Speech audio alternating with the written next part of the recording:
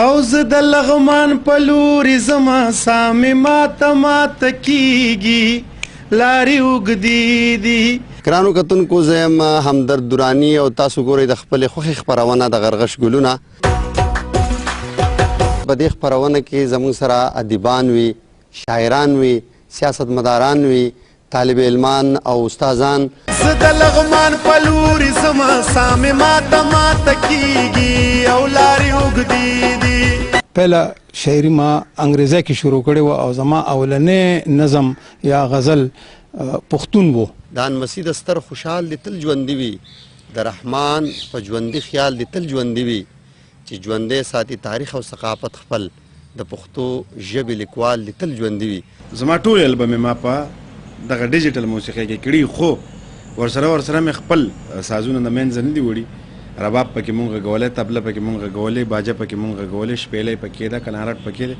څومره چې زمونږ ولسي سازونه دي، زمونږ چې څومره قومي سازونه دي، مونږ چې ورته وایو د روایتي سازونه، دغه پکې ټول ما په دغه جدیده موسیقۍ کې ځای کړي دي. نننۍ چې کومه خپرونه ده دا ځانګړې شوې ده د اختر دپاره. نو په دې خپرونه کې موږ نن ستاسو سره معرفي کوو د بو علي سینا دارالمعلمین بو علي سینا رئیسه محترمه مستوره ستانکزۍ صدیقي صاحبه. د هر څه نه مخکې به زه د اختر مبارکي ټولو د جهان مسلمانانو ته، خصوصا هغه مهاجر خویندې ورونه چې په پاکستان کې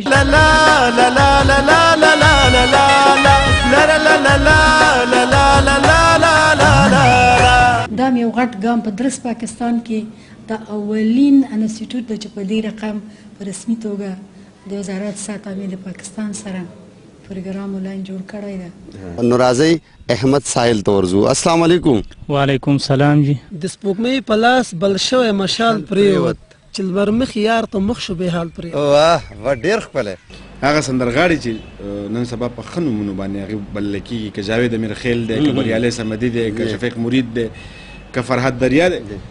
که چېرته پښتون قام ته په سمه توګه باندې تعلیم ورکړی شي، د هغې روزنه او صحیح پالنه وشي، نو یقینا دا ممکنه ده چې دا ترهګري او روان چې کوم تاوتریخوالی دی په دې خطه کې، په دې منطقه کې، دا به ختم شي. نو ادب خو د هر انسان لپاره پکار ده چې د ادب لاره خپله کړي، بیا داسې ادب چې هغه همیشه ځلانده اوسي، روښانه اوسي، او د افغانستان ټول وګړي په ادب مین خلک دي.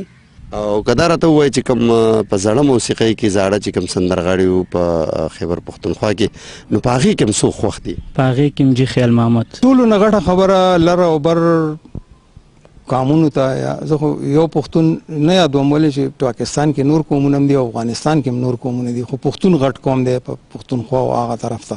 یو د مسافرو سختر دی ماښام پردي دیوال ته مخکې وجاړینه.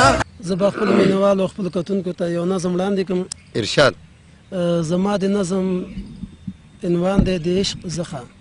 او چې څومره مینهوال دي دوی ټولو ته زما دا یو خبره ده چې ټول دې امن او اتفاق راولېږي.